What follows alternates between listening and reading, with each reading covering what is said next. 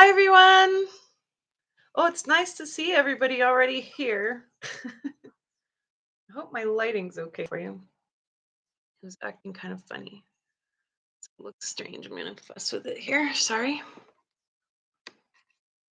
All right. All the mundane stuff we have to deal with.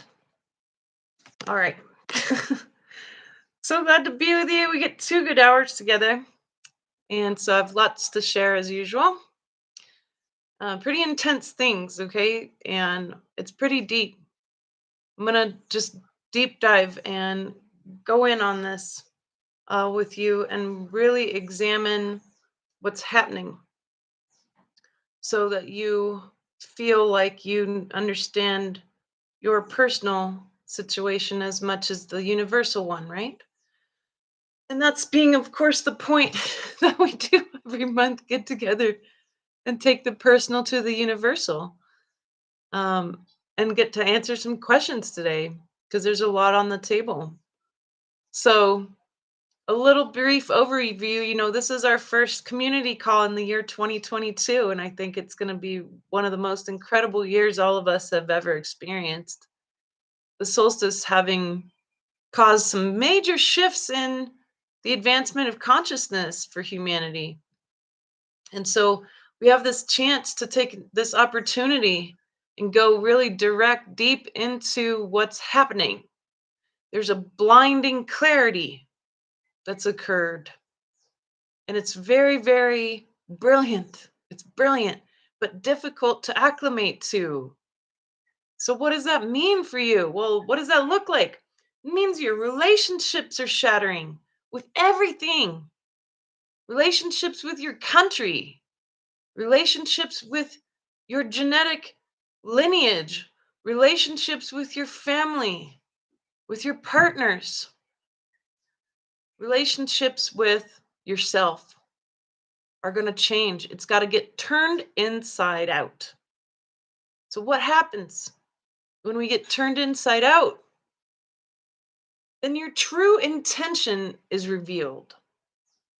And a lot of us, our intentions are completely hidden from us. But why? Why are they so hidden? Well, they're hidden for a lot of reasons. They're hidden because of trauma. They're hidden because you got used to being treated bad and then you thought it was normal. I got used to being treated a certain way and decided it was normal. And that's blowing up in our faces now.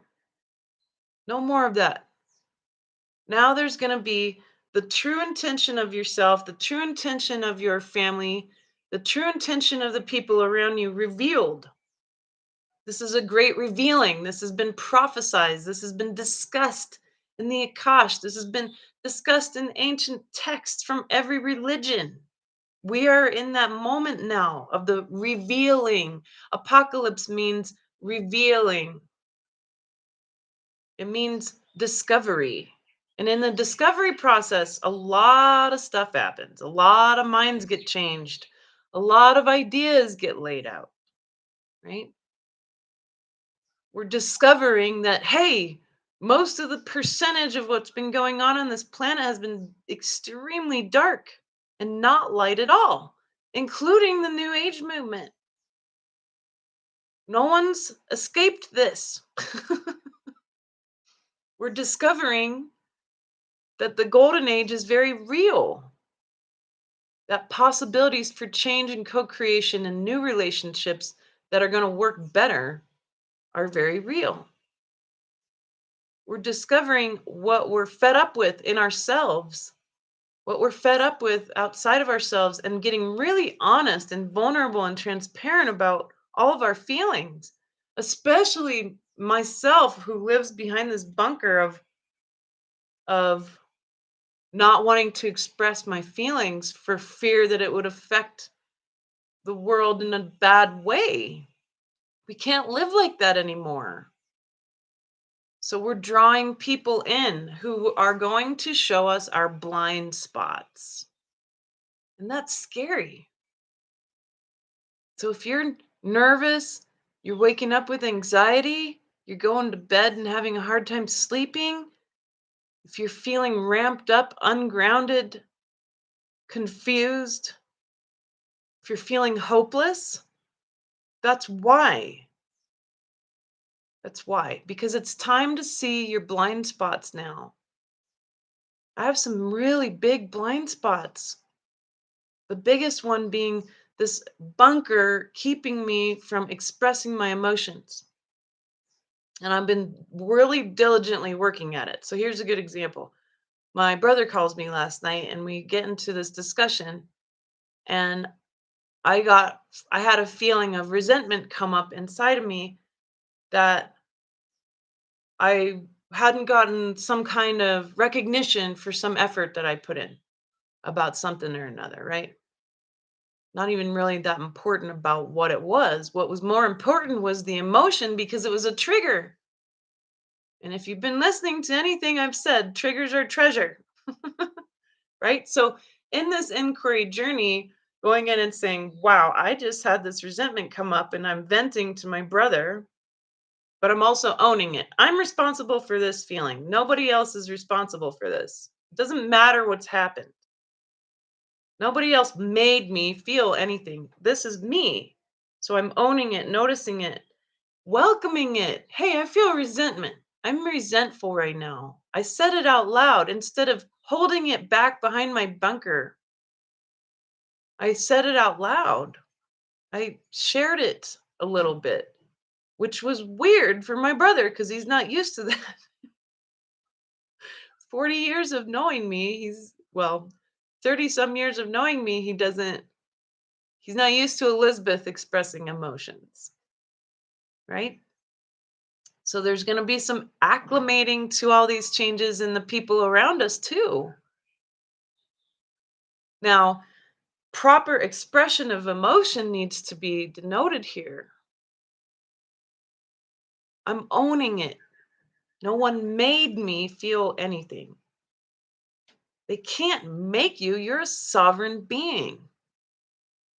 It's really important to own your stuff, to own your triggers, to own your emotions, to say, this is how this makes me feel at this moment. This is how I'm feeling right now. I own this. This is my feelings. This event or this wording or this comment, I feel this way about it. So we got to switch up our wording. It makes me feel this way is not necessarily true, but you can say this has happened and I feel this way about it. And that would be more appropriate. Now, of course, what are we going to do with these really intense emotions? We can't just throw them around. Don't throw your emotions around. That's damaging. Own them and stand with them. We can't just throw them in someone's face and expect a good response or expect healing or change. Now, why would we talk about something that seems basic like this? Because we have not been taught about it at all. Compassionate communication is not taught in schools. It should be the number one first thing people are taught in kindergarten. How to do compassionate communication. And that's really important right now for you to recognize that it's not your fault that you don't know how to parent or that you don't know how to have relationships or that you don't know how to communicate to a masterful degree. You might all be really great parents, but are you a master parent? I don't know. I have no idea. All I know is that as much as I've parented, I'm still learning every day how to parent. And that's a better attitude. A master's attitude is someone who learns, who's willing to share what they're learning all the time, and who never stops learning, especially when they're in service. So, none of us were taught how to do these things. If there's any great conspiracy around education, to me, it would simply be regarding the education around communication. Because what better thing to make sure a species is in a slave state when they're not speaking to each other properly? It's a smart way to do it if you're kind of keeping everybody out of their own sovereignty, right? So, that being said, I have more to share. But first, I want to give you a gift, okay? Two of my friends who I've been learning a lot from and who I think that they've been learning a lot from me too. They're in their mastery. They're in their late 20s, early 30s, and really coming into their work. And their work has deeply helped me. I have the honor and pleasure of having them live near me here in Vilcabamba, Ecuador. But they have come into their mastery, and I want to share that work with you because it's time to heal, folks. If you're going to put your money into anything, educate yourself, which is different than schooling. That will always give you a return on your investment that's far better than anything you could ever do, right? But furthermore, heal yourself. That's a return on your investment of life that will always benefit you, but also the people around you. It's time to heal. So, my two friends, Melissa and Lore, are available for you. And I have links in the description. In the description, there's a little white arrow under the video, and there's two links. The first one is Melissa's website for you to go sign up with and get a session with her. It's really important to do some inner work. And if you would like an excellent psychic who's also a masterful medicine woman and healer, absolutely wonderful work that has a very sacred, safe space and has deeply helped me, I think you should try to work out with Melissa if you can. If you would like to do either heart centered therapy or scalar frequency healing, which I may have Laura sit down with me and do an interview, and certainly possibly with Melissa at some point. But with Laura, especially to describe how scalar healing really works. It's quantum healing. And I've been able to help him remember slash teach him some new stuff about how to make this work for all of us. But the cool part is you don't have to be near somebody to receive or give healing. You can be on the other side of the planet. This is quantum physics. So there's some cool science behind how this works. But Lore has some specials for you. He's lowering his prices just for you because you've been listening to me and learning from me, or just like to hang out. Either way. But the good thing is that these are masterful, beautiful souls who've stepped into their full sovereignty, and their work has deeply helped me and is helping me heal, which means I want to share it with you. And so I've asked them to make themselves available to you. So check them out. Check out what Laura has to offer you. Look at Melissa's website. And if you've got questions, their emails are there available to you. And of course, mine is too. And that being said, a lot of you have written me, and I need you to know I literally have 80 emails in my inbox right now, and I might whittle it down to 40 if I'm lucky in a day. And then the next day it'll be 80 again or more, sometimes in the hundreds. So I'm doing my best to answer you. Please be patient. I always do. I really do try to answer you directly. Thank you so much for being patient with the communication piece. I'm trying my best. And I had been doing these calls on Sundays, but I've been working on the land on the weekends.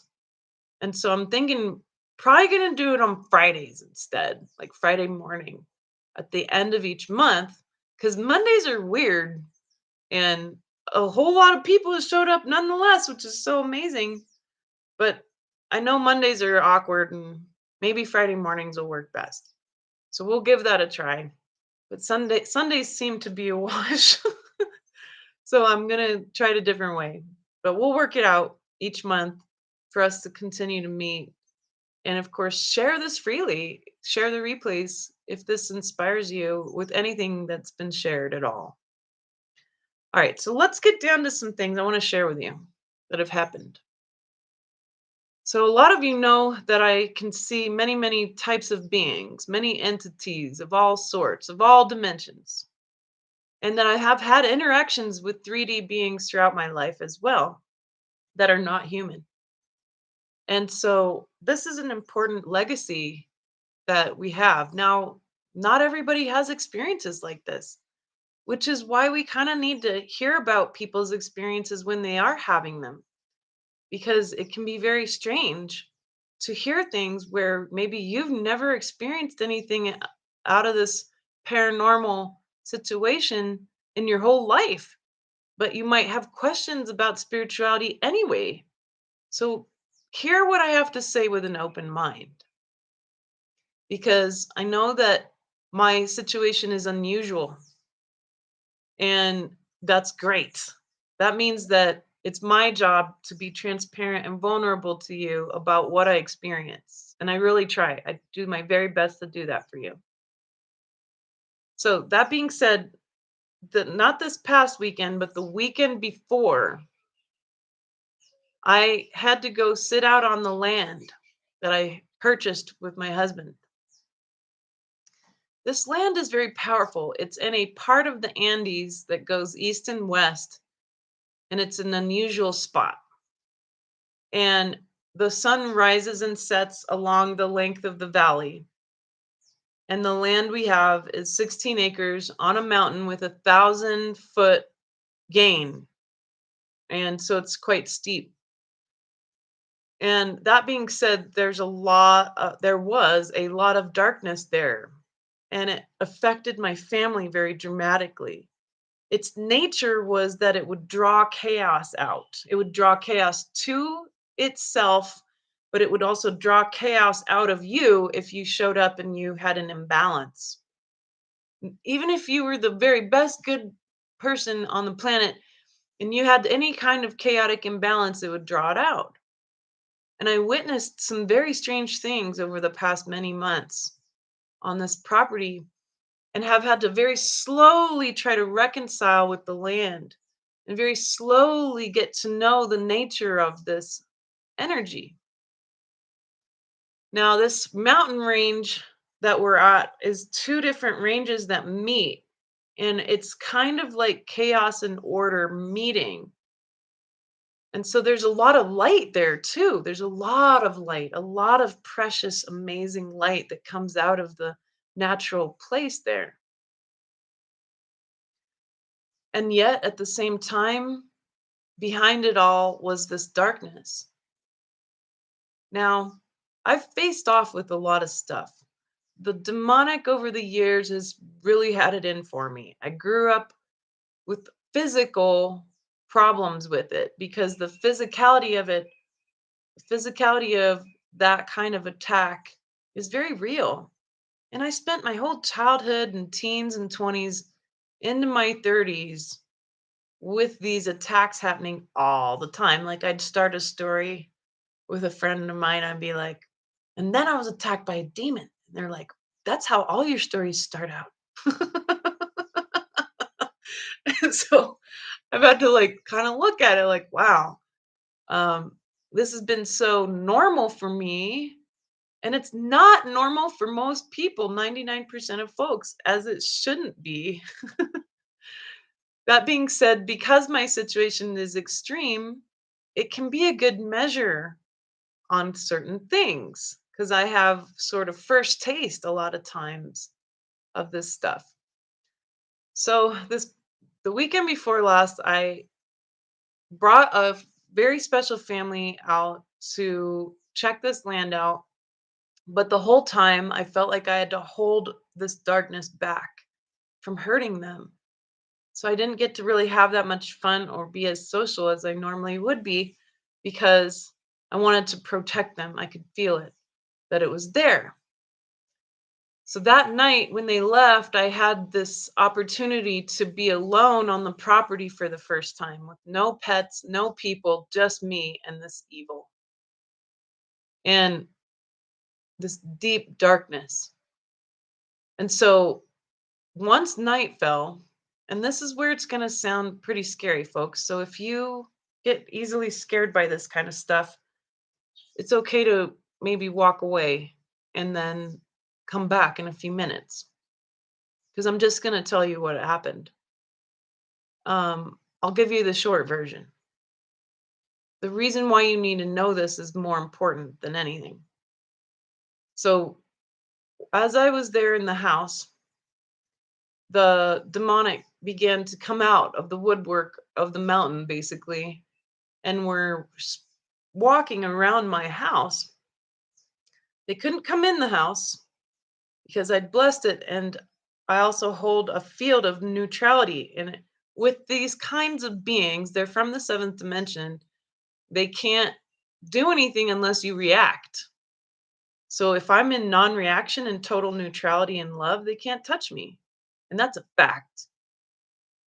And so they've stopped beating me up. They've stopped torturing me and hurting me over all these years because now they can't touch me. I'm in such total neutrality, they can't get me to react on anything. And any fear I have, I process it so fast now that they have nothing. They feed off of negative emotions and energy. If you don't give them any emotions at all, they can't touch you. That's why emotional processing is so important.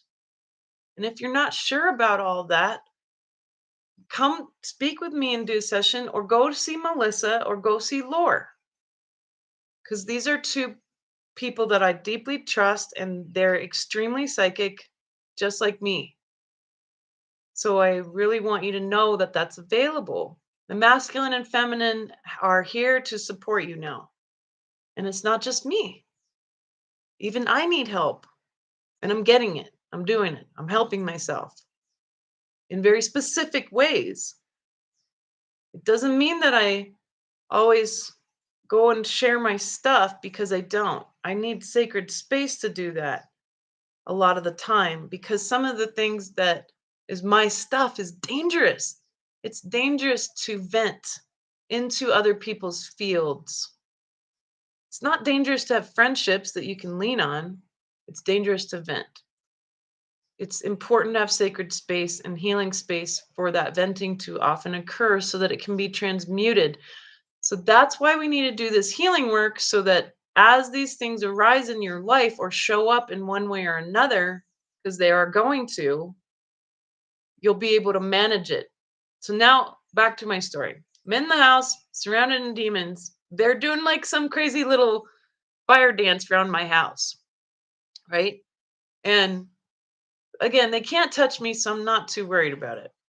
But I can feel thousands and thousands of dead souls trapped in this mountain. And from like present to extreme past. And it's more dead people in one spot trapped than I've ever seen in my whole life, ever, ever, even in cemeteries. Most dead people aren't trapped in cemeteries. So I was like, holy cow, like, what has attracted and trapped all these dead people here? So I go through galactic dead that are trapped there, and not all of these dead people are nice. A lot of them were extremely evil, which fascinates me because that's very unusual. It was the evil and their victims. And so there's this chance to reconcile this. And we always need to talk to the earth and the land and the divine mother about these things because maybe the earth doesn't want to let go of all these dead people. Well, in this case, and I think that it just depends on where you're at, there is a clearing happening. The earth is ready to clean this stuff up. She's ready to shift a lot. At solstice, I heard her say, what are you ready to be done with? What baggage are you ready to drop? And the question applies to her too. And so this is some of that baggage that she's ready to drop. With us being involved in it, with our attention, with our asking properly, with reverence, these things can happen. So I opened the heart space in order to allow the dead to move through.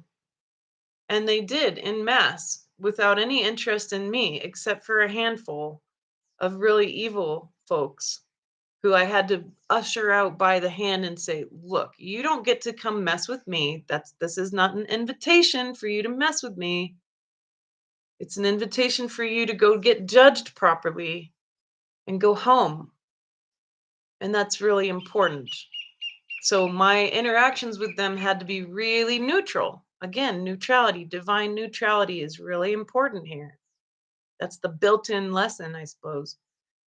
So this wound in the earth was drained. And then it was revealed to me what had attracted it all. All right, so the demonic, just like the angelic, have a hierarchy of sorts. It's not exactly a normal hierarchy, it's more like an origin hierarchy. So while we might have hierarchies where somebody's a boss and somebody's the servant in some way, shape, or form, that's not how the angelic world works. It's that they have original beings, right, at the top of their hierarchy, an origin hierarchy. The original, they're called the principalities, and otherwise known as the celestials.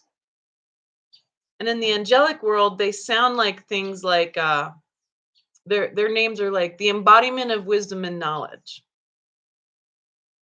and or the embodiment of oneness and completion. There's the name of another one. And they don't look like a normal angel at all, but they're original. And from them, all the other angels have been ignited into existence. So the farther away you get, the farther from the origin you get to the more present. So, for example, there's the celestials, the seraphim, the cherubim, the archangels, and the guardians. And if you go to like the embodiment of wisdom and knowledge and you track it all the way through, there were seraphim ignited from the embodiment of wisdom and knowledge. There were specific cherubim ignited from the seraphim. There were archangels ignited from the cherubim, one of them being Gabriel.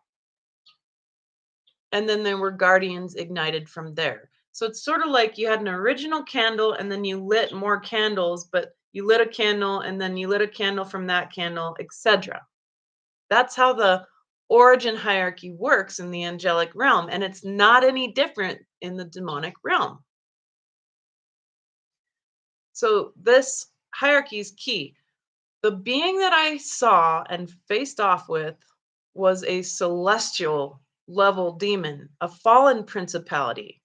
And they call themselves kings, kings of envy, kings of pride, kings of terror. In this case, a king of chaos. If you'd ever watched Lord of the Rings or read Lord of the Rings, this was a Balrog. All right? For all intensive purposes. And I spent 20 hours dealing with this thing. And I couldn't merge with it. It was going to kill me if I did that. So I finally come across something I can't merge with. And that's unusual because I've been merging with everything. I find the frequency of a thing, I merge with it, and then I'm neutral. So if a demon shows up and they're coming after my shame, I merge with shame so fully and I heal my own shame so quickly that they have nothing to latch onto, and therefore it's pointless to even be around me.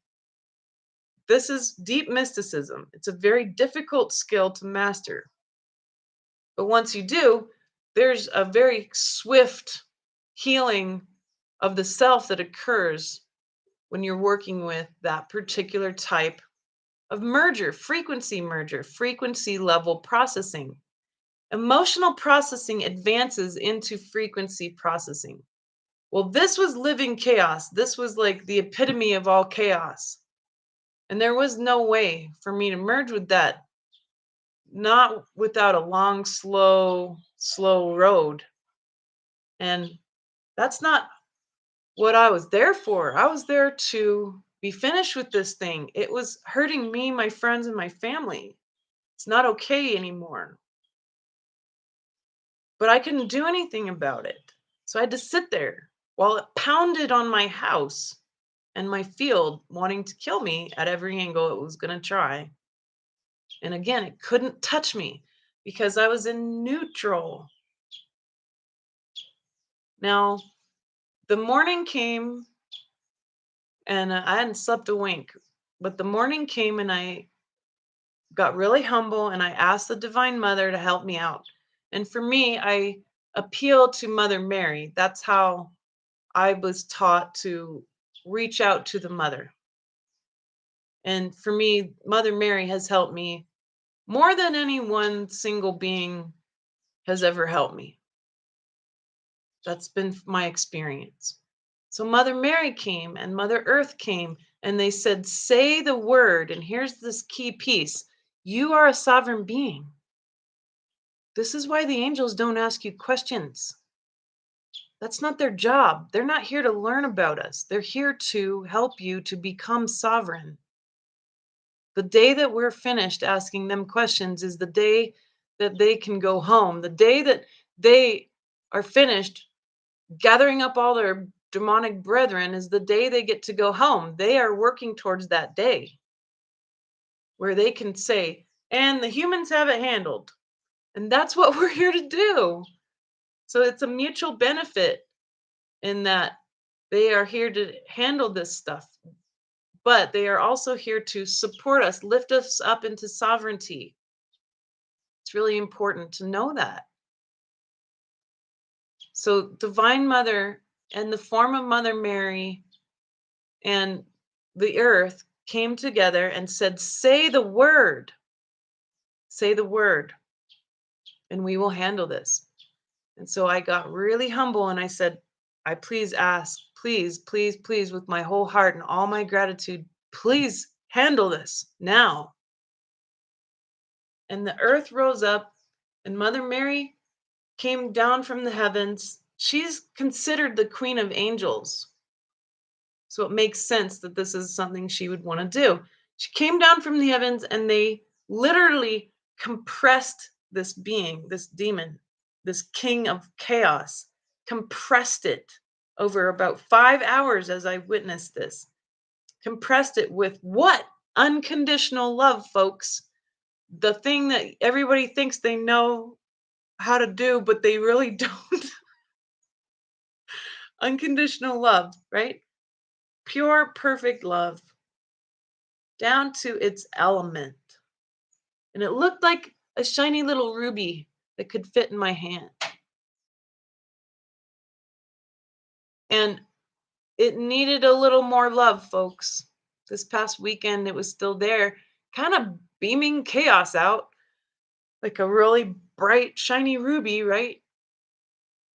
And so I sat most of Saturday in meditation and just continued to dissolve it further with my unconditional love. Unconditional love means, and it's very simple. I'm actually considering making a t shirt. I have all sorts of weird t shirt ideas. And this one's going to say, because it exists, therefore it is loved. Because it is loved, therefore it exists. And you, my friends, are an aspect of source. You're an aspect of source that arises from source. Why? How? Through love. Because you exist, you are loved. Because your pain and your joy exist, they are loved. And it's very hard for us to grasp that logically. because we often think that love is supposed to be a certain way. And what I've been learning is that I don't know jack about love, man. I thought I've been doing pretty good. But I have had conditions on how I've been loved. Now, I'm really good at giving unconditional love to other people, except for myself. And that might be the case for you. Or, like so many folks, you're pretty jaded, man. You're pretty jaded. And this whole unconditional love thing, where is it? A lot of folks, they haven't had any of it in their life, so they don't know what it looks like. They don't know what unconditional love feels like. So, how can they give it, right? For some reason, I'm good at it. And I think it's because I can remember so much. I remember a lot of my lifetimes, most of them at this point. And so I have this innate ability to love, and it's an endless wellspring of love that I literally have no capability of feeding it to myself. So I leave myself out of it all the time. This is one of my blind spots I've learned about because I've drawn in people who are showing me that my blind spots. It's so painful. I don't think I've ever been so astonished and humbled by such things. But this is what blinding clarity is all about. And I've been willing to be finished with a lot of baggage so that now I can get my blind spots revealed. It's been huge. And so, that being said, I've thought that my loyalty was love. It's not. Loyalty is not love, folks. I thought that me sticking through certain things was unconditionally loving. Meanwhile, I kept feeling punished. I kept feeling my cup was only going to be able to pour out into the world, but that there was nothing that was going to pour it into my cup again except source. And that felt so empty because I'm still separating myself from a lot of things. I'm on this path to end that separation and to merge with light and what is source God and to only be a source of that. I'm I've discovered my desires and my fears that I couldn't see that were in my blind spots. My desire to be loved the way that I love others. And this long road of feeling like that love that I give has been punishment for me. And that some way or another, maybe I deserved not to be loved in that capacity. That's the blind spots that are being revealed, and it's rough. But love is not loyalty. These are two different frequencies. Just like, for example, panic and urgency. Panic and urgencies are two different frequencies, right? And there's some subtleties here in the frequencies of emotion being available to all of us right now. Very subtle stuff. So there's going to be a revealing to you right now over the next months of what do you really fear? What do you really desire? How are those holding you separate from everything in this universe? How are they holding you separate from source? If I think that I'm the one who's giving all this love, then I'm inevitably going to leave myself out because I haven't figured out that I'm source, that I'm acting on that source light. I've separated myself from the receiving part. And I've had to dig in and ask myself, do I even know how to fill my own cup? Like, I've depended on human touch. Like, touch helps me stay in my body. So, like being hugged or just simple stuff, not even sex, like just simple human touch, right? But there's been this period of time where I haven't had it now. And realizing, wow, I missed this. Like it's hurting me. I feel hurt that I'm not being touched. It helps me ground in my body. Well, that hurt is a trigger, right? And so going in, it's a fear. No one will want to touch me, that I'm not worth touching, that I'm not worthy, right? Punishment. Love is not supposed to be punishment.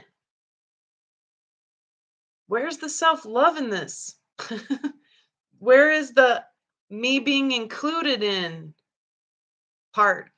I've been separating myself from everything I've given. This is tricky. I realize it's unusual that I'm sharing something like this, but the fact is that this is what we're all going through. Anything that is separating you from source God will be revealed. That means it's your blind spot. So this is mine. This is my big blind spot. And it's such a strange one that I hadn't even considered because I've been having difficulties in my marriage. So there's no touch there. And I've, you know, allowed this certain amount to be satisfactory to say, well, that's good enough. Really? Is it? No. No, because I've been doing this other thing for everyone else. I've been giving of my love and my energy all the time for my entire life, and then never trying to create as a sovereign creator being, trying to create a situation where I can receive the same quality, the same amount as I've been giving. I created that. This has nothing to do with anybody else. And all of you, I get these emails all the time. I get people saying, I'm praying for you. I love you. Um, I'm helping you heal. I'm giving you all of this love. What an incredible gift. So generous of your time. And yet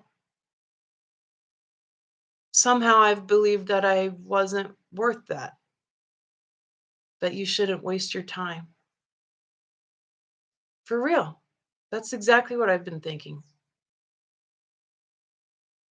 Isn't that sad? Can you relate? I know you can. This is us becoming creator beings now. This is us saying, wow, why did I create this? I created this. I also created a situation where all these beautiful people go send me healing all the time. When I'm super sick, I get emails of people checking on me from all over the world. How the heck did that happen? I haven't put two and two together fully yet. Hey Elizabeth, you've created this situation where you were giving all this great stuff, and don't you think you should receive it too? Well, no, I haven't believed that. So that's my blind spot.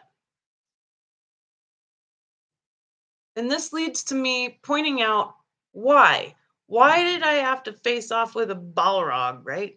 A king of chaos. Scariest dude I've ever met. Really, I've seen a lot of scary stuff, folks. This one was the edge for me. There will be more. There are more. All of them. They have nothing to lose.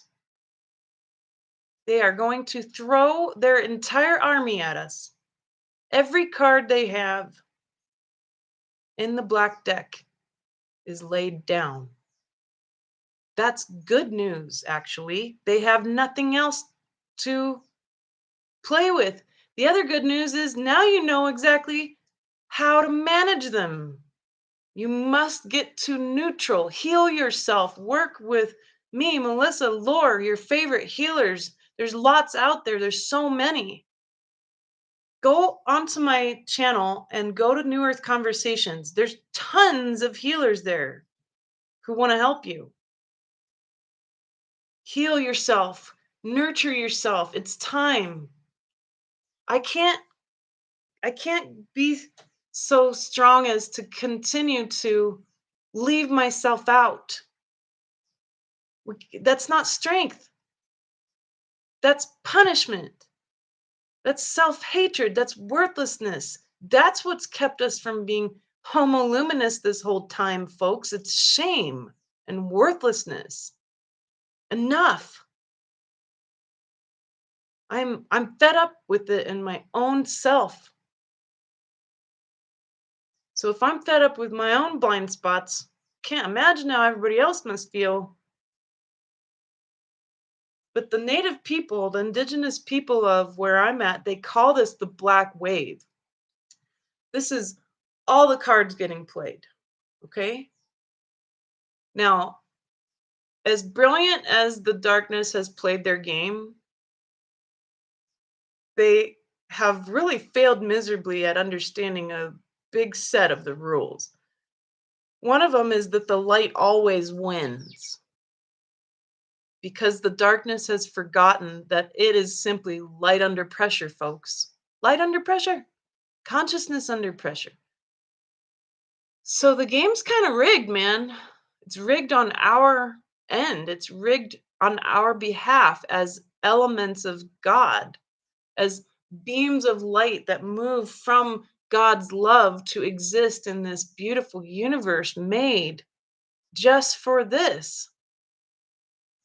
There is a deep misunderstanding about how this works, how this universe works by the darkness. And of course, they're in service to themselves at the expense of others, but not us. We're in service for the behalf of all, but not at our own expense. And that's the difference. Service to all, but not at your personal expense anymore. You got to include yourself, or else this isn't going to work. Then we won't be able to win the skirmish in this case.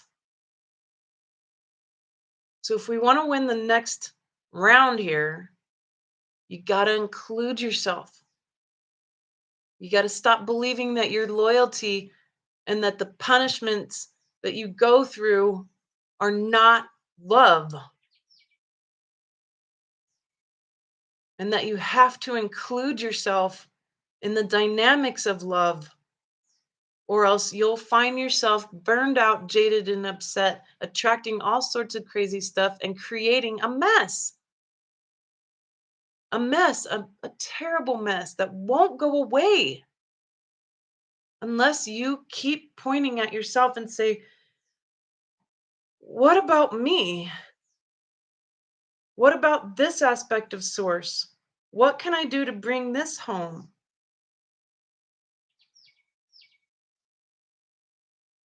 So that's key. The black wave, it means a lot of oppression and possession. I'm very serious about that.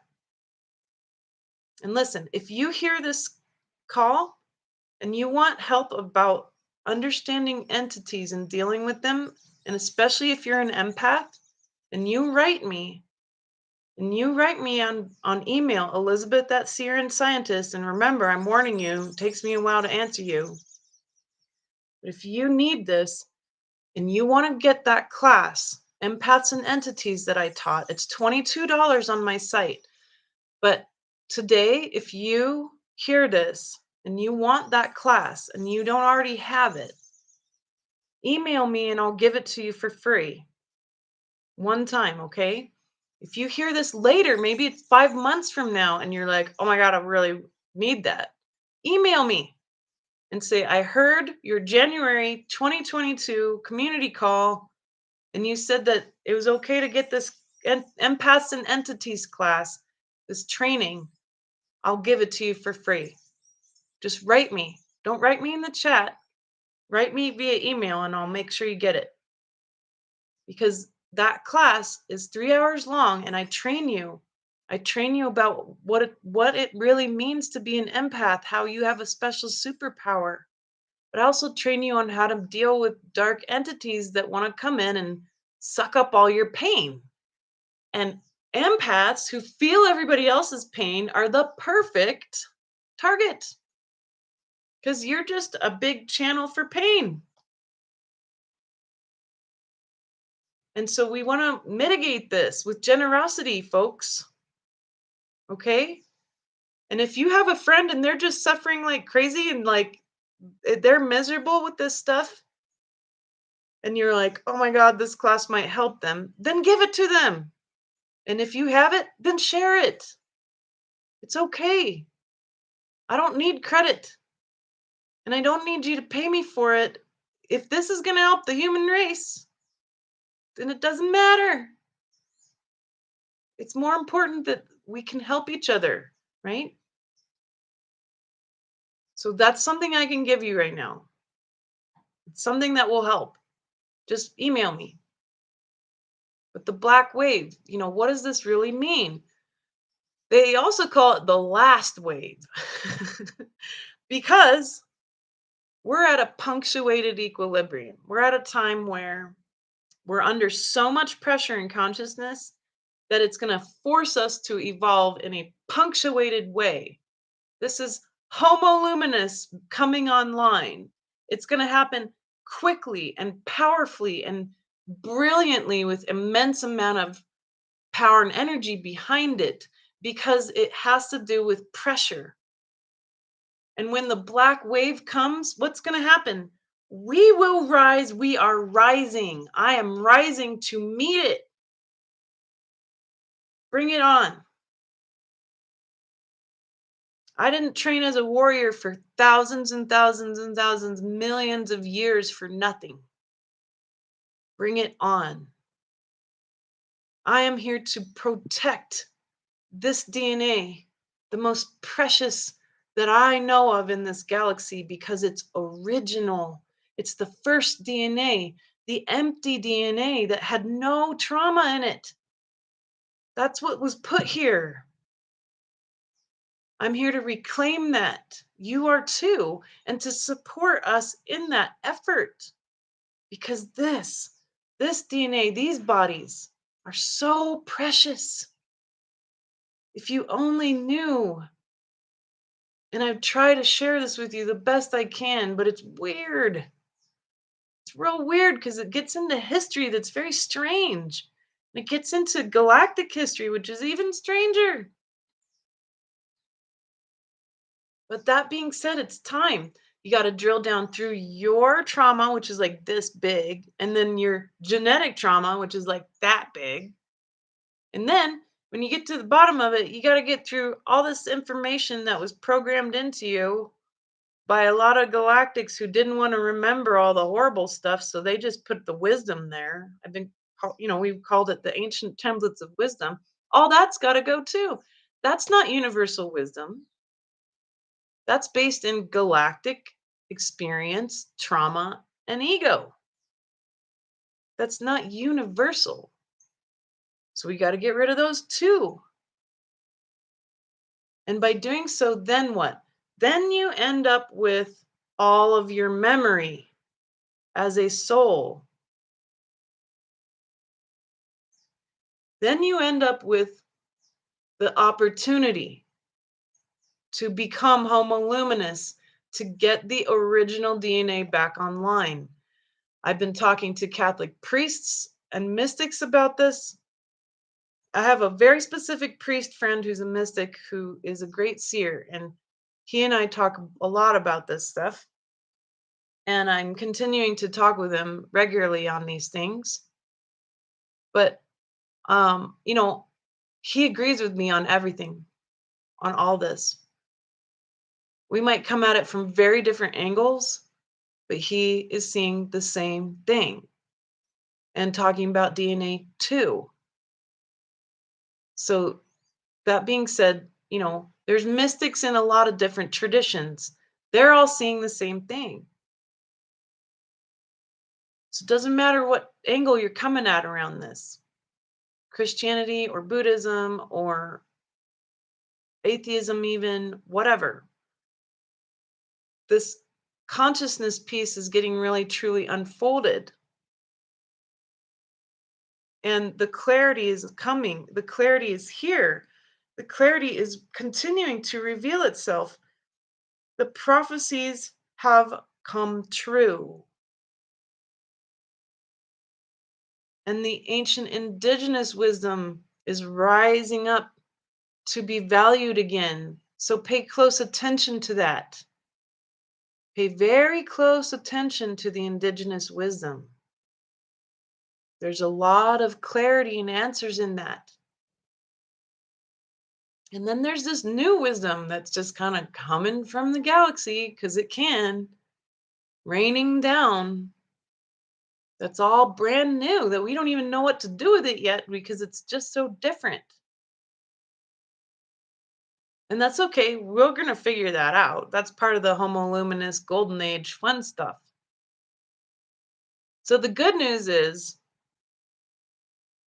inevitably, we are going to win this game, but we have to stand up. We have to be willing to rise up and meet the wave, not just stand there, not just take it. I'm not going to take it when a king of chaos is going to continue to try to harm my family and friends. Heck no. No, I will stand there for 20 hours and take that on. And now I know that I can, and that this inner work that I've done on myself, it works. You know how I know that? Because I'm not dead. I thought I was going to die multiple times over the past few months. I thought I was going to die. But I've discovered that hell has many gates. Hell has a gate just for you.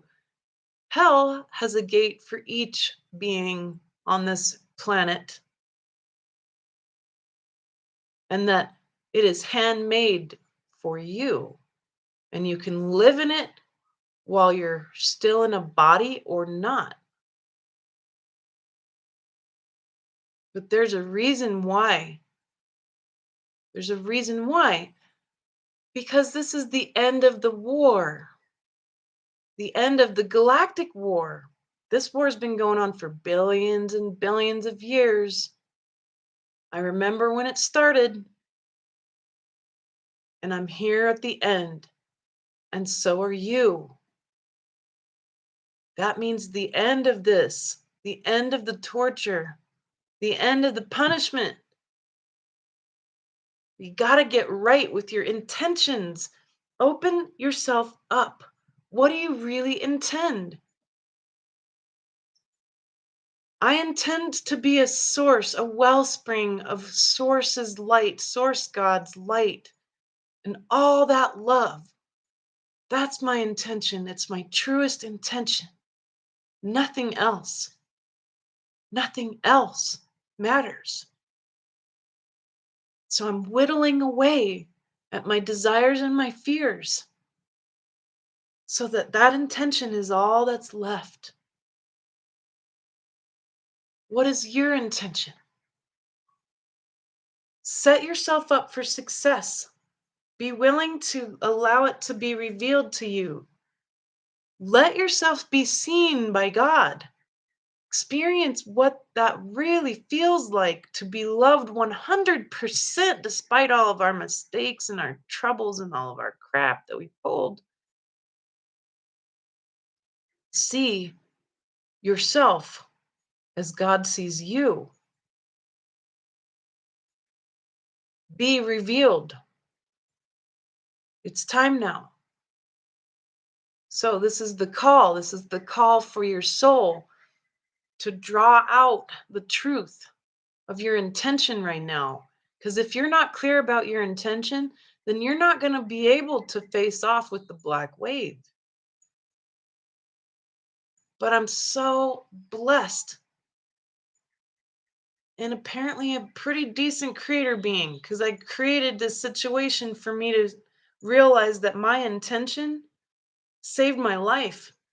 My intention made me untouchable.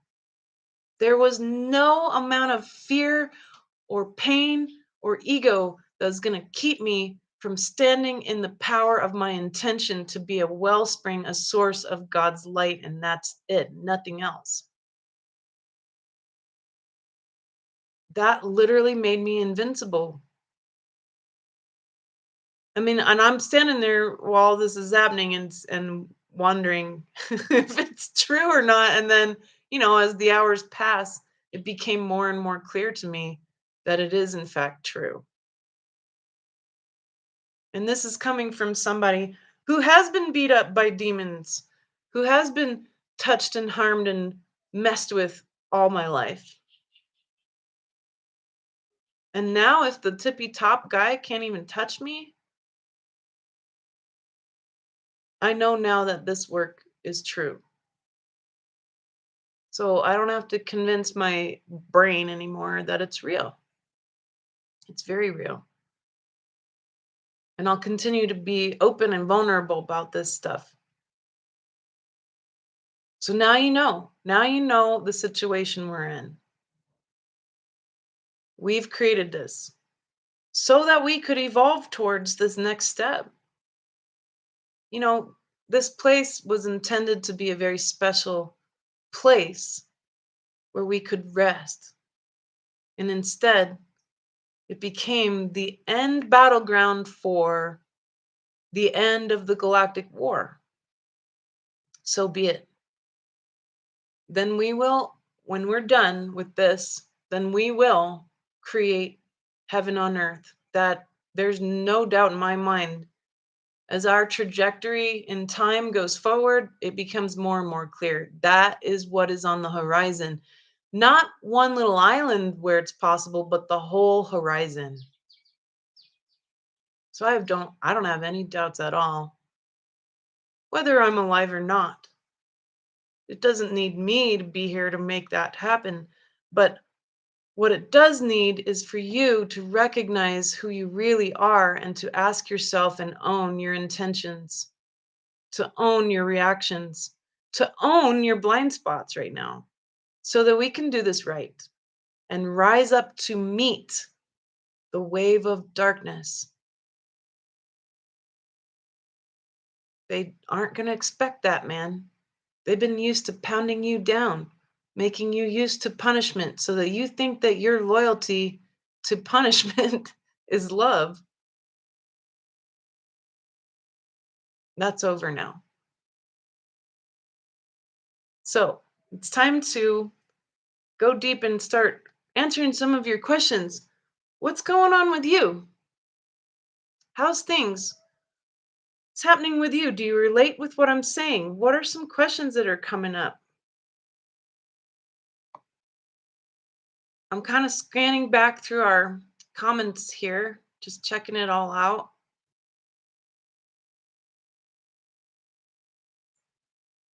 And so glad that people have stayed for as much as they can, and really loving everybody and all the regulars and new people. I love seeing you. I love talking with you, of course.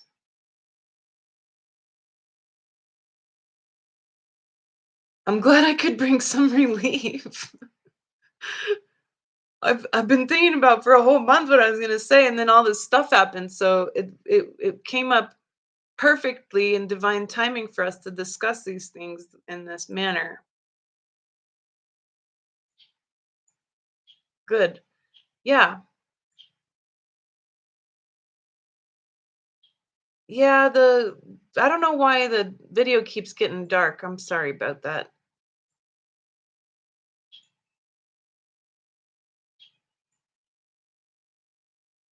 Very good. So, yeah, I kind of Sabina, I think you're right. A prison of our own making, right? And so how do you get out of an energetic jail, right? You merge with it. When you merge with the walls of the jail, then it's no longer a jail. When you say, "You know what? I'm going to merge with these frequencies." You're not merging with the oppressor. We don't merge with demons. We don't merge with evil. We find the frequency in ourself and we literally allow it to exist in the library of consciousness. And we burn away any resistance to that. And that's what mystical merger is about. It's complex skill, but keep playing with it. Keep playing with it. Oh, see, yeah, other people have been dreaming of or seeing this black wave energy that's come up.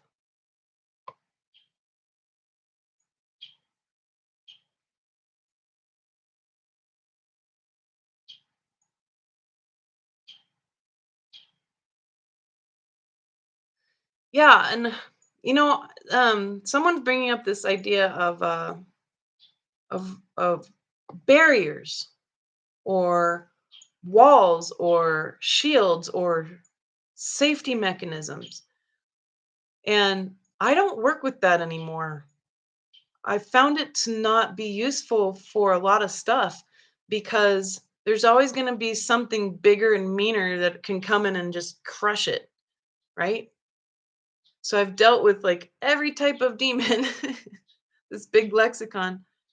And um and there was always somebody bigger who could come and crush whatever you made. So there's a more powerful way to navigate this, and this is through merger, and then it has no more power over dynamic where you're trying to separate yourself from the thing that you're afraid of, instead of saying, all right, well, instead of separating myself, I'm gonna be finished with my fear of this thing by simply merging with it, by merging with the frequency of it so that it's welcome in the universe to be unconditionally loved. And in the face of actual unconditional love, the darkest, craziest things, they can't handle that stuff. They run away as fast as they can. And that works far better than shielding. So it's a concept to play with. It's sort of like, well, if the wall is in front of you and you can't get rid of the wall, then what do? You become the wall. You become the wall. Lori says, resistance. My sinlessness is guaranteed by God, not aimlessness and chaos. I am as God created me. I am his son eternally. And that's really important. And so we're on that trajectory. You get to decide as a sovereign being, is it inevitable that I will become a source of God's love? That's a good question to ask yourself.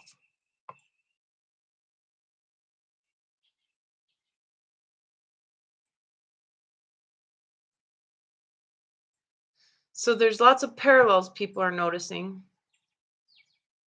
Everything you need will be provided for you. Absolutely, because you draw it in.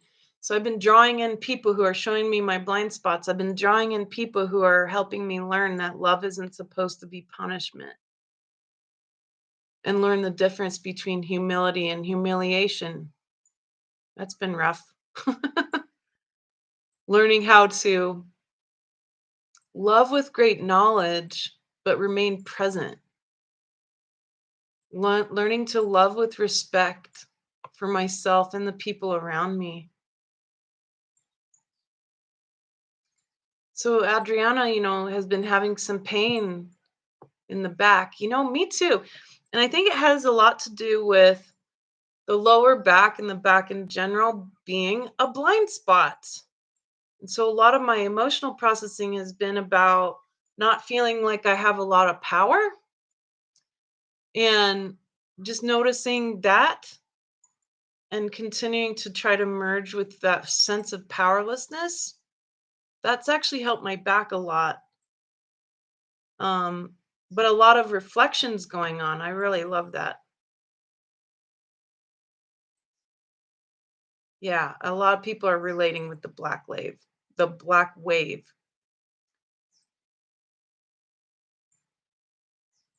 So, Jonathan's asking a good question. Is it even possible to merge with chaos and confusion? Absolutely.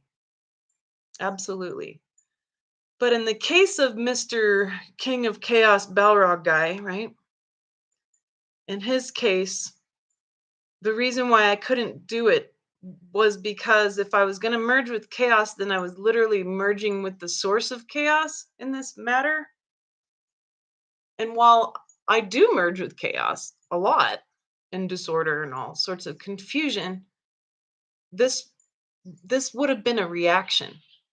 Oh, I'm going to merge with chaos was a reaction. I literally had to have no thoughts at all, no reactions, and be in total divine neutrality in order to manage this particular piece. So, this is an unusual event that I'm describing to you, but one that we may face where instead of merging with the chaos, we're asked to simply be a wellspring of divine neutrality and non reaction. But we're not going to budge, right? I didn't move. I stayed there all night long. I didn't budge. I stood. It took all my effort, all my consciousness, my whole heart, my whole mind to simply be still. And he wanted to pound me and kill me and make me react, but I wasn't going to do it. So in this case, it was a bit different. But if chaos and confusion show up and you merge with it, there should be an outcome of more clarity. If there's not, then play with neutrality. Play with this divine neutrality skill. That's a skill too. Again, no thoughts, no reactions, no triggers, but sovereign stillness. This is new to me, man. And maybe that's exactly why I had to share it today, is for that. So let's work with that as a tool. Um, Janine, it doesn't take hardly any time at all to acquire the knowledge to battle the kings. And I didn't battle. I didn't battle at all. There was no battle. That's the secret. You have it now. You have the knowledge now. You heard the story. You know what to do. It's written in the story. No fear, no reaction, divine neutrality. Then you become untouchable. And then in humility and grace, we ask for the Divine Mother and for Mother Earth to come and help us out with this stuff. Because guess what? Neither of those ladies like these guys. And their ability to crush the demonic forces at work, the darkness at work, is unparalleled and can be completely dependent upon. You can trust in them 100%. They are your mothers. They will always, always take good care of you.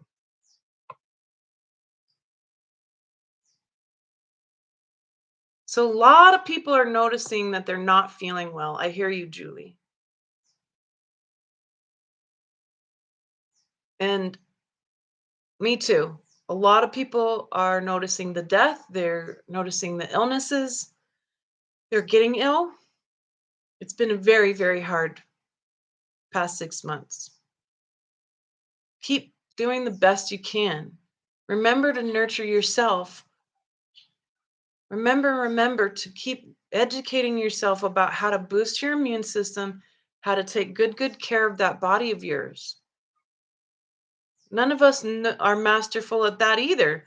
Another thing they should be teaching in kindergarten, right?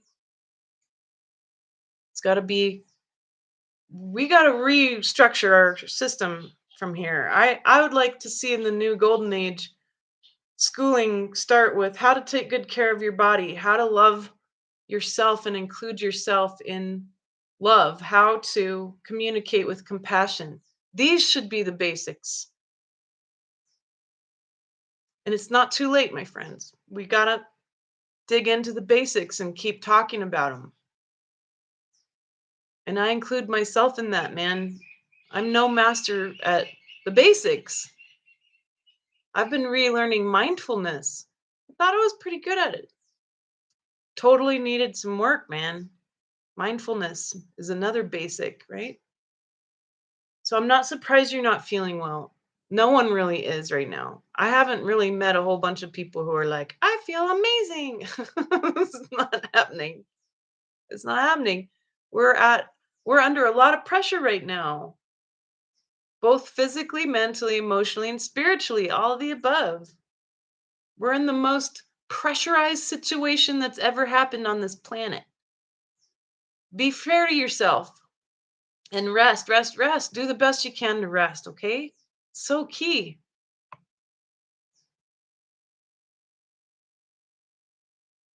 So Alicia is noticing that, or Alicia maybe, or Alicia, I have been thinking and occupied by death the last month, and a friend told me it's according to the collective passage of darkness, death, and rebirthing or resurrection.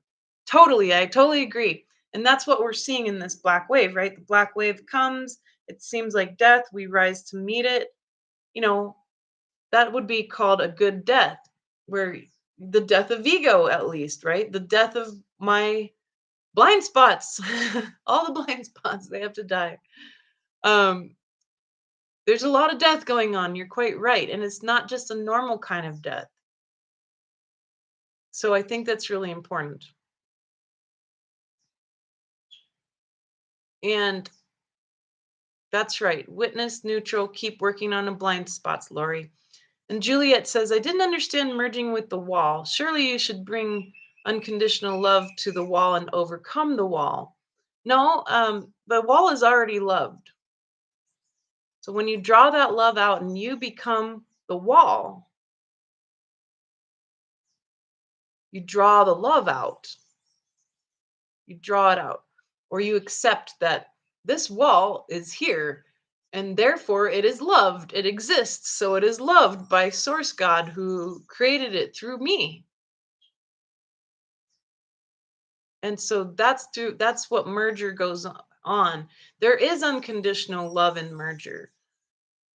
But merger really begins with acceptance and a lot of sovereign ownership. That way you're not resisting it. You're saying, I created this wall, therefore it is loved. If it's not loved by me at the moment, it's loved by Source because it's useful in consciousness. It's under pressure, therefore it has a whole lot of power in it.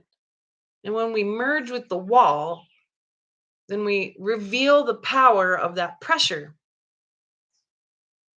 And these are, again, really advanced and tough mystical concepts that take a lot of drilling down through what we consider logic and going beyond logic to achieve.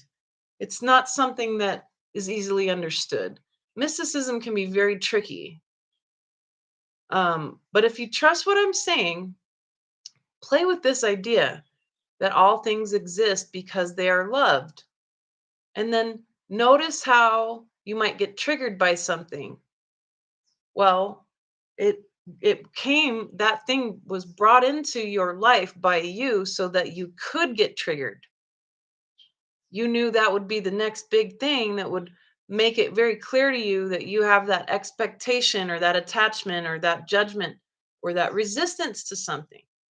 And then you merge with that by welcoming it. I'm welcoming my resistance. That turns into surrender. I'm welcoming my judgment.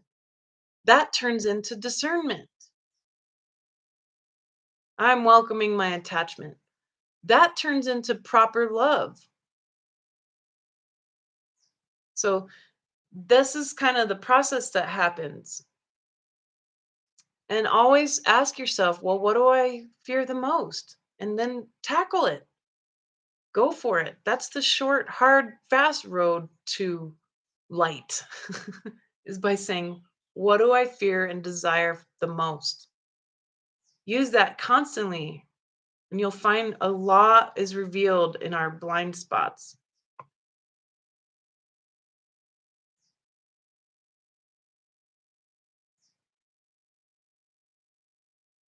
Yeah, so, some folks are noticing, like Donna, the intent is to be the light, but old triggers are hard to see through because they distort reality. And and the attacks, they come in and they make us feel like pretty helpless, right? But the belief that we are being attacked as a victim is what distorts it the most, Donna. You're holding one end of the rope. I wasn't a victim of Mr. King of Chaos Balrog guy. I am not his victim. I did not hold that end of the rope. I dropped it and said, no, I'm a sovereign creator. I am neutrality. You can't touch me. I won't react to you. Okay? And that's definitely key. Play with that idea. Yeah. Dickie's saying radical humility. Oh yeah. Seriously. It's on the table. Radical humility.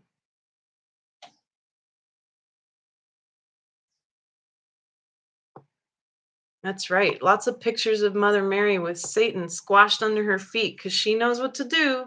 She comes down, and that love is so pure and so deep. It can never be broken. It can never be used.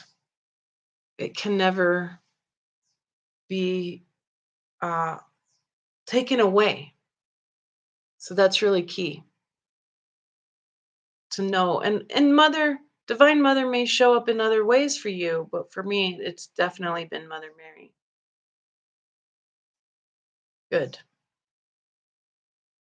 I'm just really proud and impressed for all of us. These pieces, these questions. I mean, all of you are so clear. Look how clear you are. Look how immense you are. Geez, guys, pat yourself on the back, man. After all you've been through, look how clear everyone is. Amazing. I'm mind blown. So, going on, this steps to overcome fear and address it all head on, Karen. Absolutely. The first thing is to welcome all these things. Notice your triggers, welcome those too. They're full of a lot of power. Always be in acceptance. Wow. And amazement. Wow, look at all this that I've created. Look at the pain I've gone through. And I'm still alive. Give yourself some of that credit, man. You deserve it. And then notice your fears and face them. Go into them.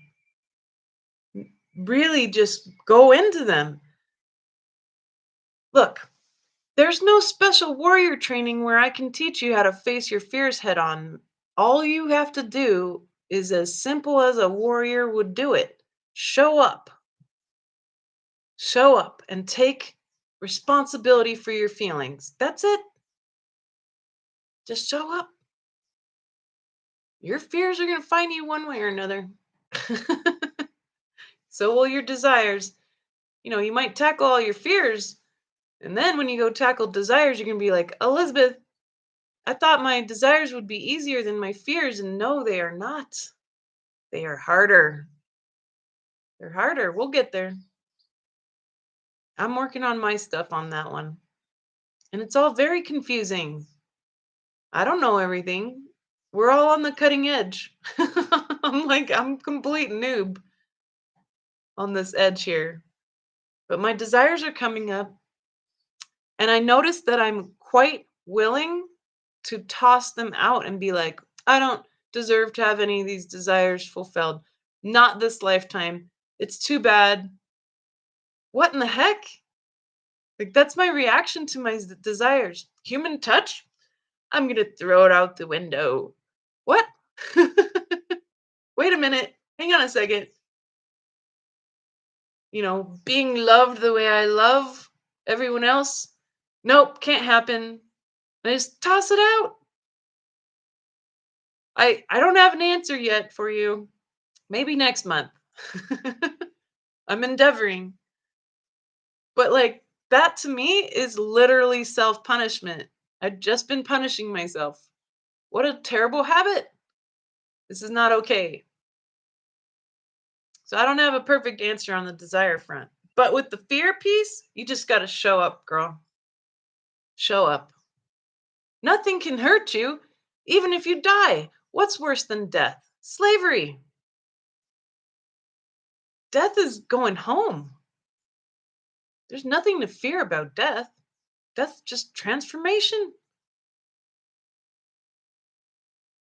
It's when you're enslaved by your fear.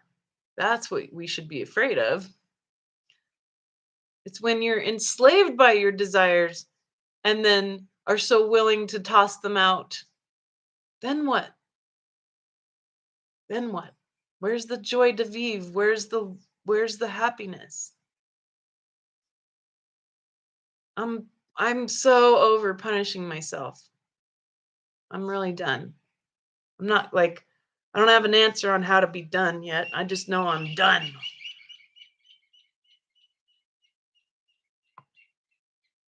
Yeah, so Sabina says, I'm in a situation where I have to communicate clear boundaries around my sovereignty over my property, my time, my attention, and my actions in the face of pressure from the outside. Any advice? Well, I like what Louise says in response, which is most of this wisdom has been given to us by you. Well, honey, Sabina, you need to remember who you are. Of course, you should be creating clear boundaries. Clear boundaries are different than shields. Clear boundaries are sovereignty. I don't have any advice except to say, keep doing that. Don't stop. Clear boundaries are good. This is the template of consent, formed and fashioned and tempered by the human race as it's experienced its evolution on Earth. Consent is part of the tools of the golden age. Consent, unconditional love, compassion, universal compassion. These are the tools of the golden age. Consent is one of them. Dig into that, play with that. Consent is different than separation. That's another t-shirt. Consent is different than separation. We're going to make so many t-shirts. Good. Janine wants to know if Mother Mary was who prompted me to hold neutrality in the face of this attack. No. No, I have just dealt with so many demons that I know how they are and they want reactions. And I'm capable at this point with meditation and with having done so much emotional processing to have zero reaction to these things as they show up, literally. And it takes a lot of effort and many years of training. But no, I wasn't prompted. I knew what to do. There was a natural part of me because I've faced off with big, nasty demons.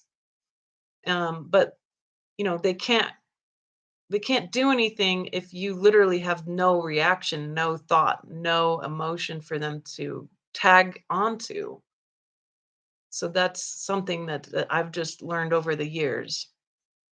I mean, I imagine Mother Mary would have probably said to do that too. So the wisdom's there, either in the training or the beautiful guidance we have by these beings of light who love us so much. So Jody, I am going to teach a class on addiction, Jody, because it's coming up and I've struggled with addiction to alcohol my whole life, runs in my family. And I've learned a lot about addiction and faced off with different problems around it, and I have a lot more clarity now. So I'm going to teach a class. I'm probably going to teach it in February about addiction just for this. So just stay tuned via my email list and come join me, and I'll make it $22 so it'll be easy for people to come. And I've got your back. There's a lot we need to understand about addiction, and it's complex, but it'll be useful. And it's complex but very profound how it will unfold. And then this guilt around addiction will end because there's nothing to be guilty about. Absolutely. Right. And Louise is right. You will bring the desire for touch back into your life, and you needed this lack to take notice of it. Exactly. Exactly. These are equations. They got to get balanced out in consciousness. Yeah, Shannon, totally. Lots of physical and energetic attacks in my sleep. Totally. That's normal. Yep. hmm My husband doesn't experience that kind of thing in person, but he does in his sleep.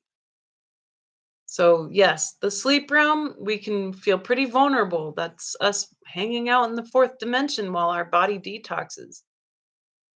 Absolutely. Very real for us to experience those things.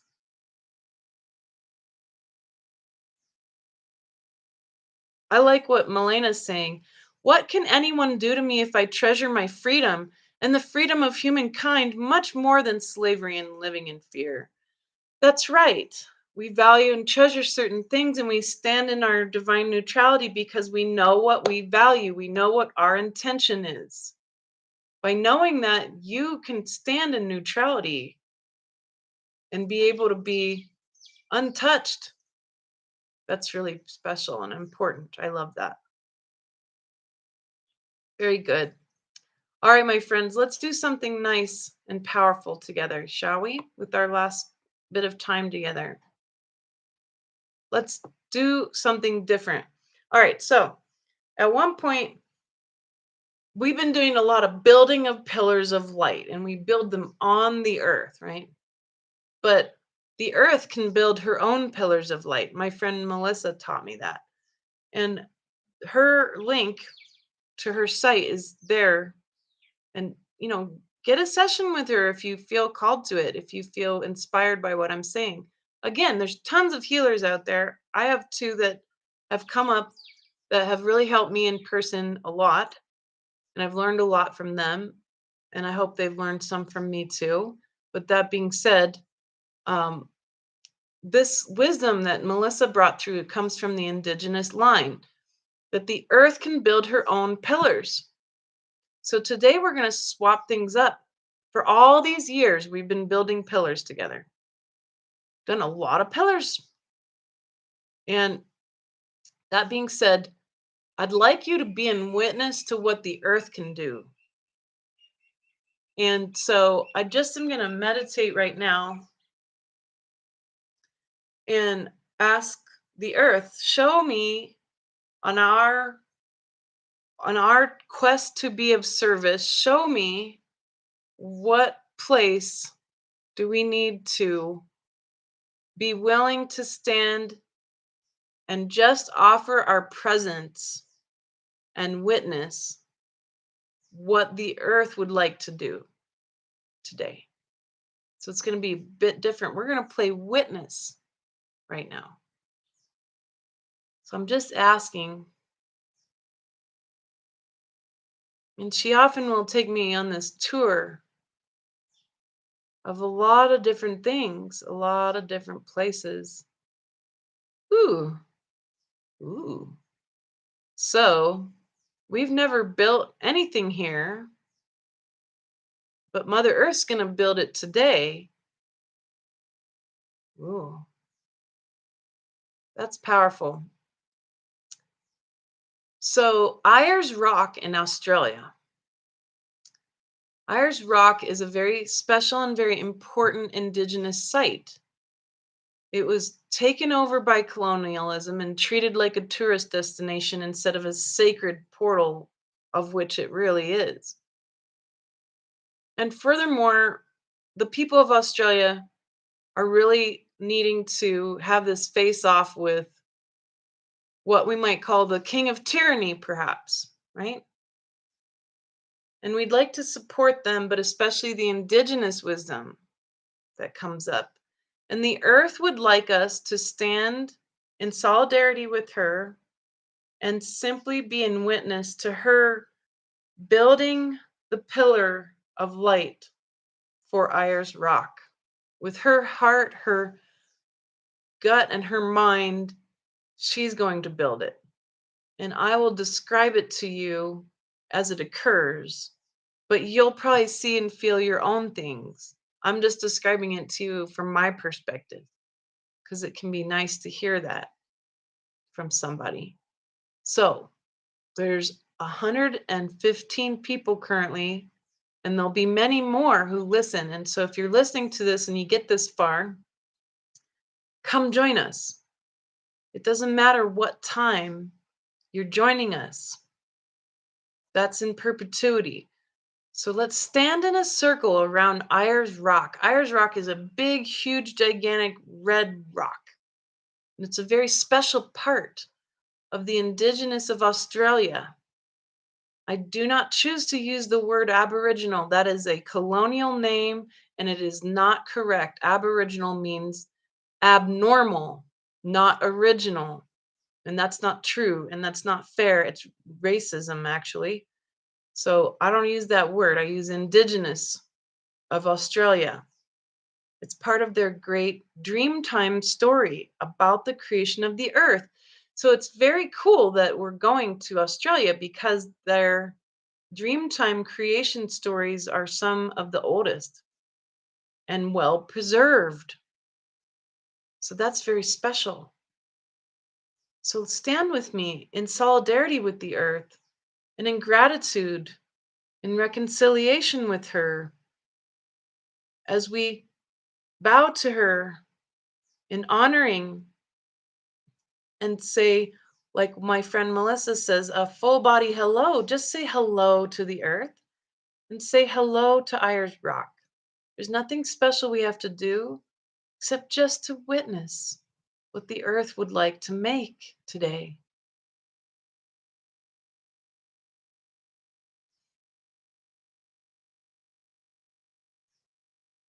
And let's be present.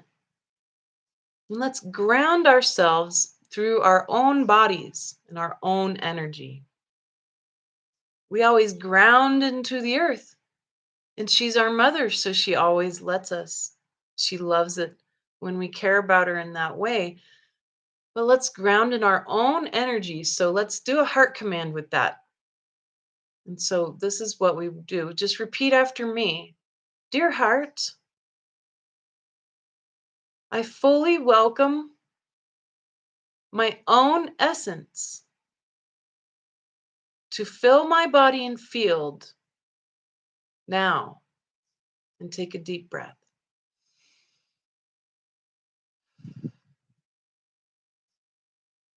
Now, your essence is unique in the whole universe.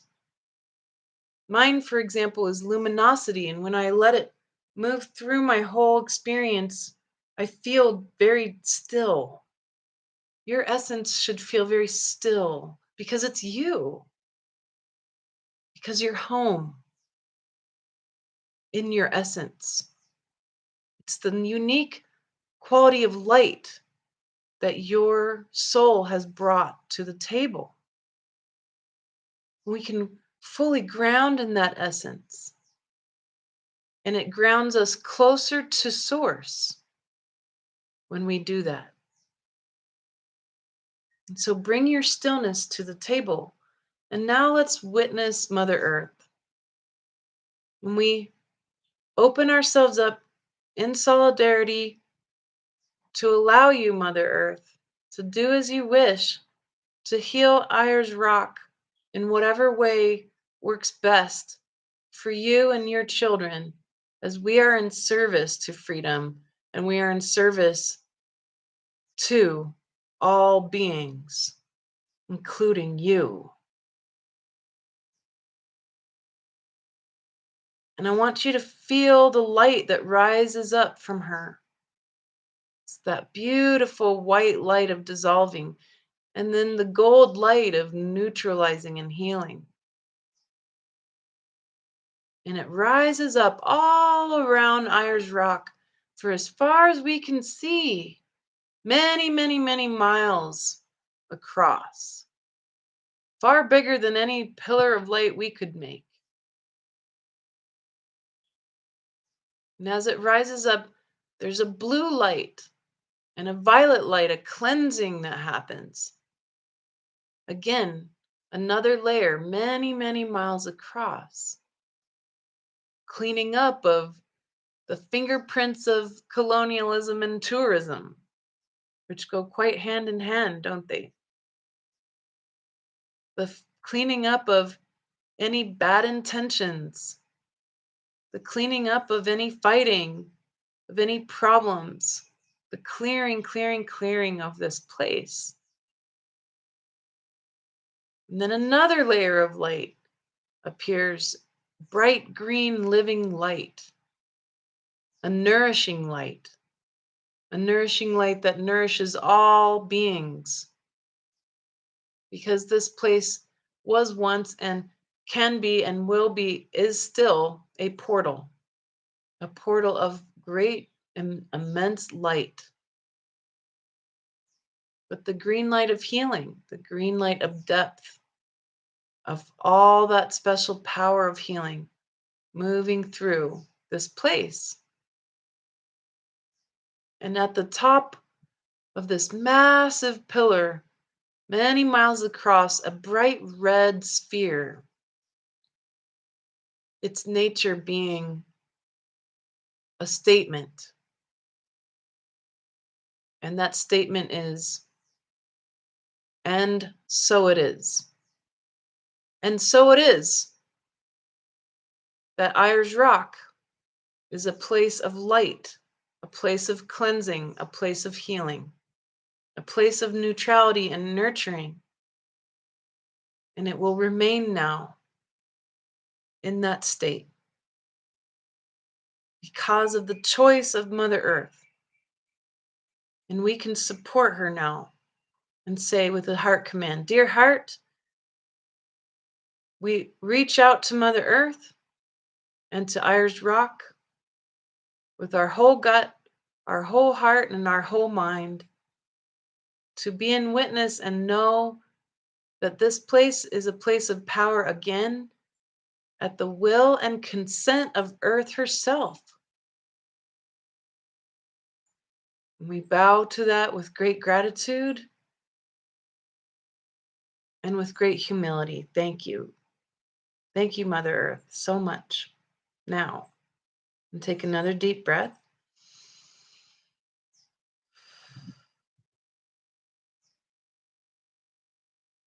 And just stand. Stand in this. Recognize the power of what we've just witnessed, the dissolving of darkness. And as a witness, then your witnessing of it makes it available in consciousness.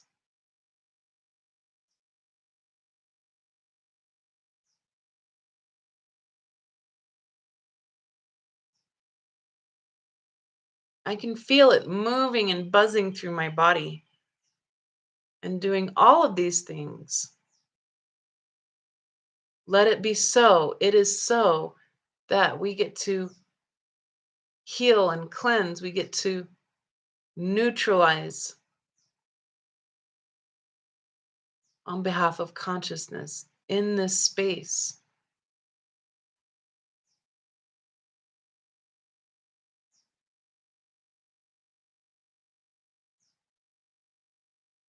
It's a very deep healing. It's a cellular one. And this place, of course, is going to remain here. So you can go ahead and come and visit this. We don't have to untie ourselves from this creation because we didn't create it. We witnessed it. And that's really important right now to know that you can be in witness and stand in divine neutrality, and as a witness receive benefit from witnessing, because you, the observer, have helped observe this into existence. And that's oftentimes why the earth will wait until she has observers, because she's so generous. She could do a lot of stuff on her own. I'm sure she does. Mysterious things in mysterious ways. But she knows that when the witness shows up and they objectively, without judgment, just witness, in that witnessing, it makes it available to all beings. And that's something she cares about. She wants us to receive this healing just as much as she wants Ayers Rock, a part of her body, to receive this healing. So don't forget that your observation, your witnessing, your attention is a great power in consciousness. What are you putting your attention on? Put your attention on your blind spots. Put your attention on what needs to be healed. Put your attention on consent, compassion, and love right now.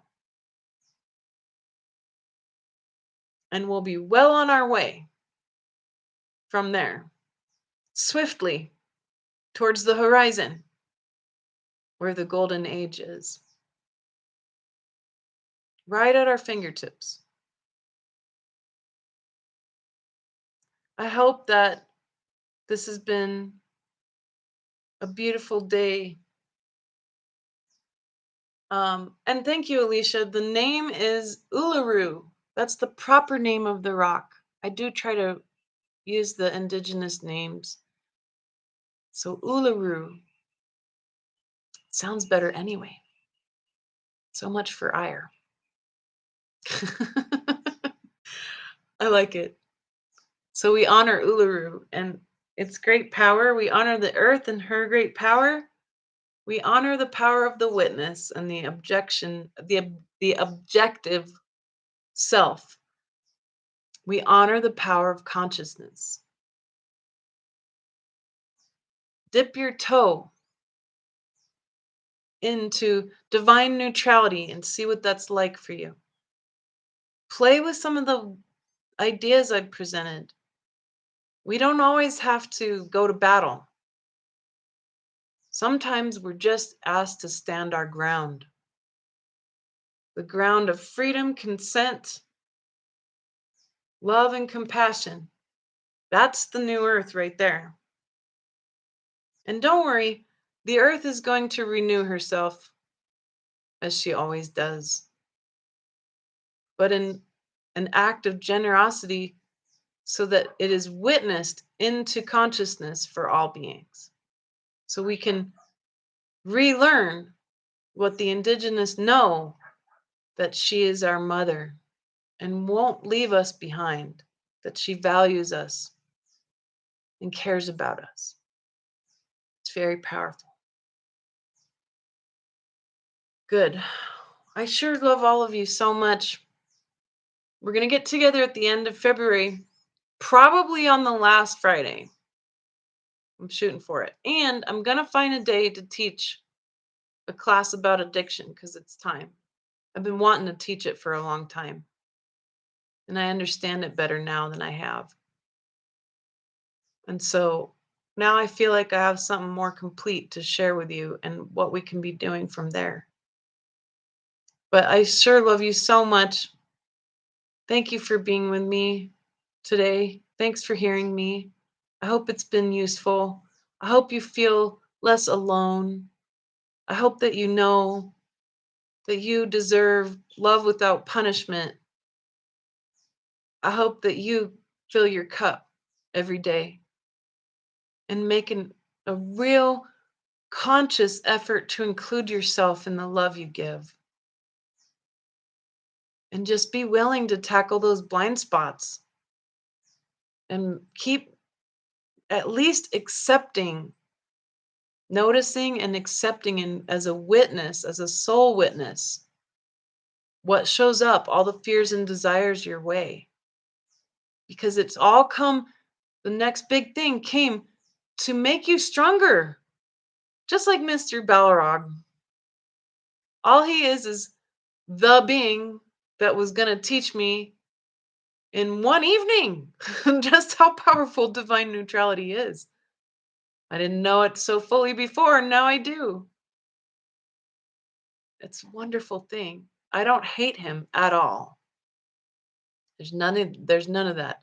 I don't feel traumatized by the guy. I don't feel angry, none of it.